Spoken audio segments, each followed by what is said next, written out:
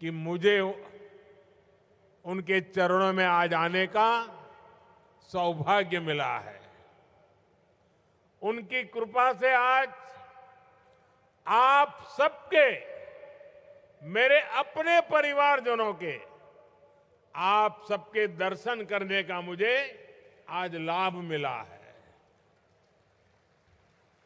मैं मां अंबा जी के चरणों में प्रणाम करता हूं।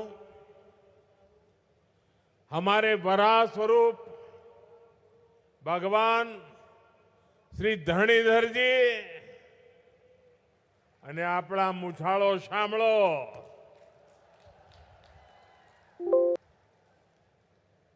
मैं उन्हें भी आज श्रद्धापूर्वक प्रणाम करता हूं। ये भी एक सुखद संयोग है कि आज भगवान महावीर जयंती भी हम मना रहे हैं। हमारा एक क्षेत्र अनेकों जैन तीर्थों की धरती है। मैं भगवान महावीर को प्रणाम करता हूं और आप सभी को पवित्र महावीर जन कल्याणक दिन की महावीर जयंती की बधाई भी देता हूं। साथियों, आज मेरा मन एक और बात से प्रसन्न है। जब मैं यहां आया तो पहली बार मेरा विमान सीधे डीसा एयरबेस पर लैंड हुआ।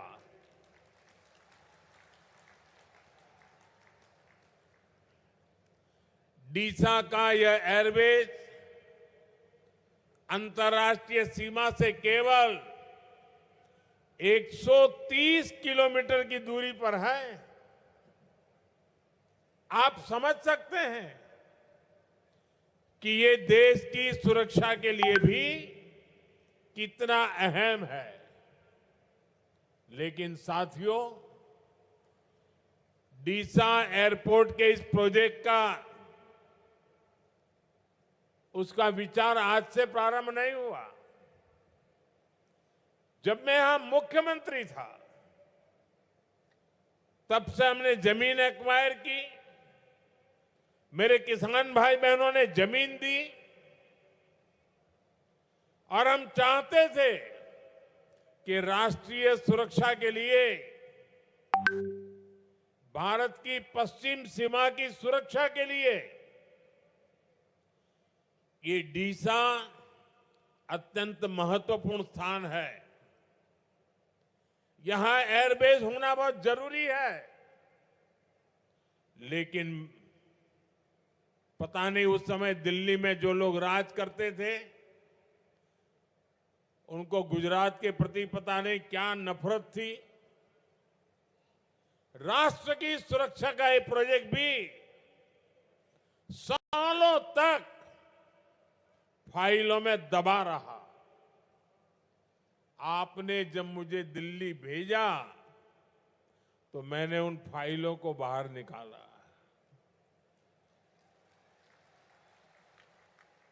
और आज उसका परिणाम है कि एयरफोर्स का एक बहुत बड़ा बेस अब हमारे डीसा से जुड़ गया है। अरे सिर्फ हवाई पट्टी नहीं होती है, उसके कारण बहुत एक्टिविटी यहां होने वाली है। बहुत बड़ी मात्रा में जवान यहां रहने वाले हैं। इस क्षेत्र के विकास में इसका बहुत बड़ा योगदान होने वाला है। लेकिन ये विलंब जो हुआ वो दिल्ली में उस समय जो कांग्रेस की सरकार थी उसके कारण हुआ, उसके रवैये के कारण हुआ। और राष्ट्रीय सुरक्षा के प्रति इतनी उदासीनता देश कभी भी माफ नहीं करता है। ये हमारी सरकार है जिसने डीसा एयरपोर्ट के काम को प्राथमिकता पर पूरा करवाया है।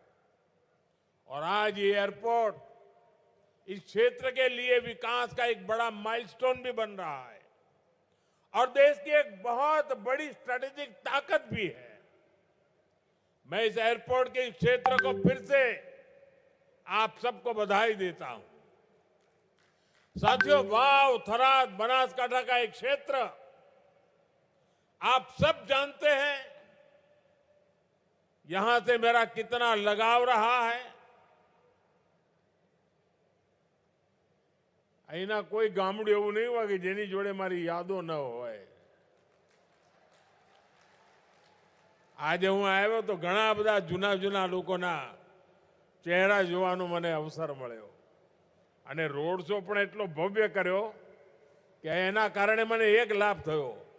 ખૂબ મોટી સંખ્યામાં જૂના લોકોને જાણે દૂરથી પણ મળવાનો મને મોકો મળી ગયો। અને જ્યારે હું સંગઠનનું કામ કરતો હતો ત્યારે તો હું ખૂબ અહીંયા ફર્યો છું, સ્કૂટર પર આંટા મારતો, આપ સૌને મળવાનો મોકો મળતો।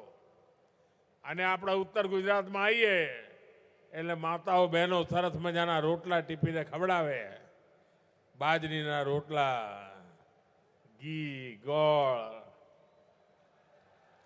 લસણની ચટણી, માખણ તાજું। आप सबनो ये स्नेह, आपने अपार प्रेम હું ક્યારે ભૂલી નહીં શકું। અને જેટલો સ્નેહ આપ સૌએ મને આપ્યો છે, પરિવારના એક દીકરાની જેમ જેમે મોટો કર્યો છે મને, અને એટલે જ્યાં છું ત્યાંથી આપના સ્નેહને વિકાસ કરીને વ્યાજ સહિત ચૂકવવાની મહેનત કરું છું। અહીં સંગઠનના અનેક જૂના જૂના કાર્યકર્તાઓ છે જેમણે દિવસ રાત એમની સાથે મને કામ કરવાનો અવસર મળ્યો છે। અનેક વડીલો હવે રહ્યા નથી, પણ એમની સાથે મને ઘણું બધું શીખવાનું મળ્યું છે। એવા બધા સાથીઓ આજે ભાજપાના કાર્યકર્તાઓની એક નવી પેઢી આખી મારી સામે છે। અને આવી સફળ પેઢી હોય ને તો આપણને જીવનમાં કંઈ કર્યાનો સંતોષ થતો હોય છે। मैं देख रहा हूं आज हमारे युवा कार्यकर्ता संगठन के कामों को उसी कुशलता के साथ आगे बढ़ा रहे हैं। ये कार्यक्रम, ये रैली, इसका संयोजन इतनी बड़ी संख्या में आप सबकी यहां उपस्थिति, ये इसका सबूत है। वो यहाँ બંને ખૂણામાં ગયો, મને એમ કે દૂર દૂર સુધી એકવાર હાથ તો હલાવું, પરંતુ મારી નજર જ્યાં પહોંચે એનાથી પણ દૂર દૂર લોકો બેઠેલા છે, બીજા મોટા ભાગના લોકો બહાર ઉભેલા છે। बनासकांठा के अलावा पाटण, मेहसाणा समेत कई जिलों के लोग भी आज मुझे उनके दर्शन करने का मौका मिला। मैं आप सबका इसके लिए बहुत बहुत अभिनंदन करता हूं। खास કરીને હું મારી માતાઓ બહેનોને ફરી એકવાર પ્રણામ કરું છું। साथियों, आज से 25 साल पहले आपने मुझे बनासकांठा और इस क्षेत्र के विकास का दायित्व सौंपा था। मैं जब तक गुजरात में रहा मैंने इस काम को मिशन मोड में किया, हो सके उतना गुजरात को आगे बढ़ाया। दशकों से आपको जो परेशानियां हो रही थी, जो इस क्षेत्र की उपेक्षा हो रही थी, उन सारी कठिनाइयों का अंत हुआ। विकास की अपेक्षाएं एक के बाद एक पूरी होती गई। मुझे गर्व है यहां विकास का जो सिलसिला शुरू करने का सौभाग्य मुझे मिला था, जो अनवरत जारी है, और 2014 के बाद से तो इसमें डबल इंजन की सरकार की ताकत भी शामिल है। आज भी यहां केंद्र और राज्य की करीब 20,000 करोड़ रुपए की परियोजनाएं शुरू हो रही है। 20,000 करोड़ रुपया।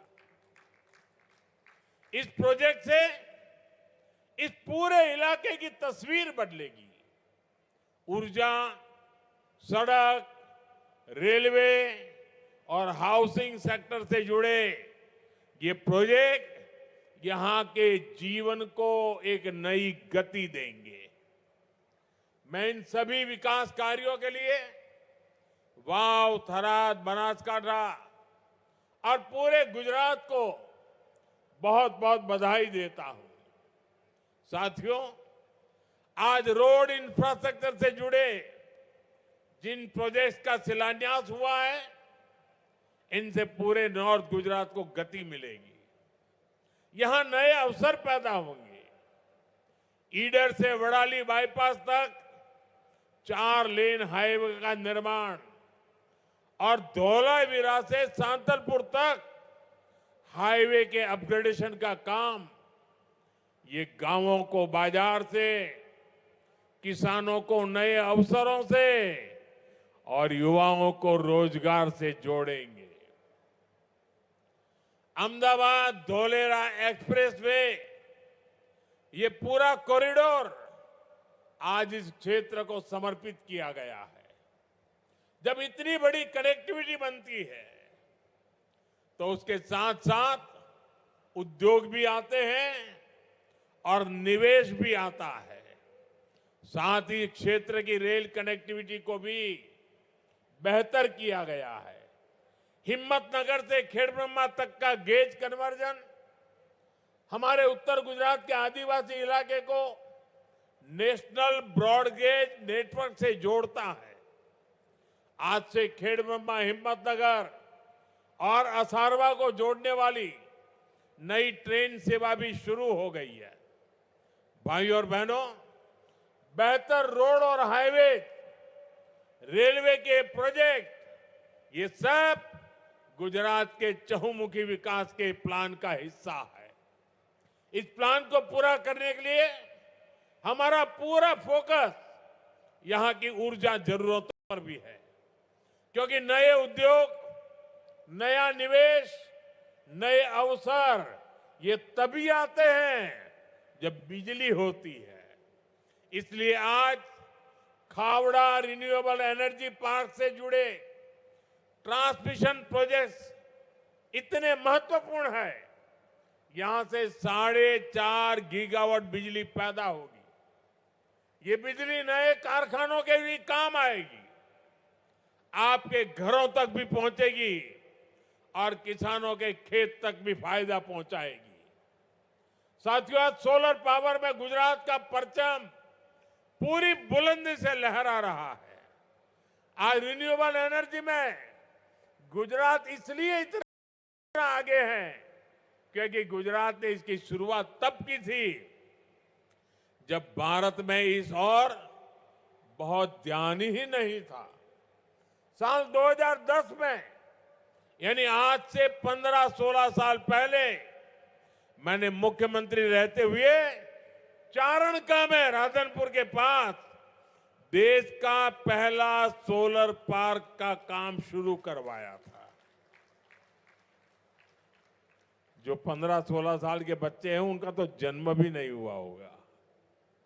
ये अपने में एक मल्टी टेक्नोलॉजी पार्क है जिसने सोलर एनर्जी का मूवमेंट शुरू किया।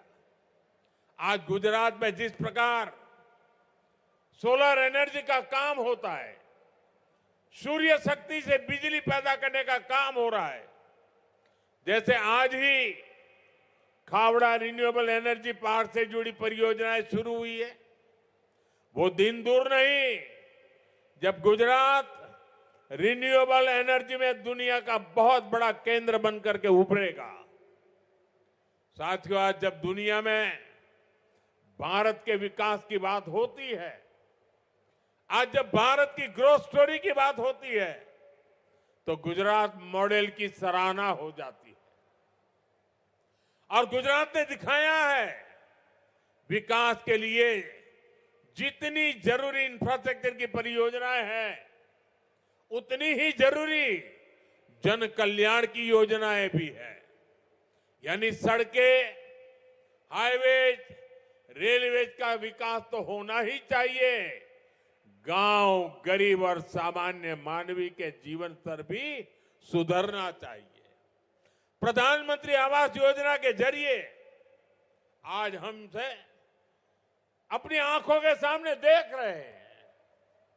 आज यहां आप विचार करो, 40,000 कुटुंबों ने, गुजरात में 40,000 कुटुंबों ने प्रधानमंत्री आवास योजना निमित्ते पाका घर મળ્યા, पाका घर। हजारों कुटुंबों पाका घरनी सुविधा એમના માટે એક સુરક્ષા હોય છે, જિંદગીની પહેચાન હોય છે અને નવા સપના સાચવાનો એક માળો તૈયાર થતો હોય છે।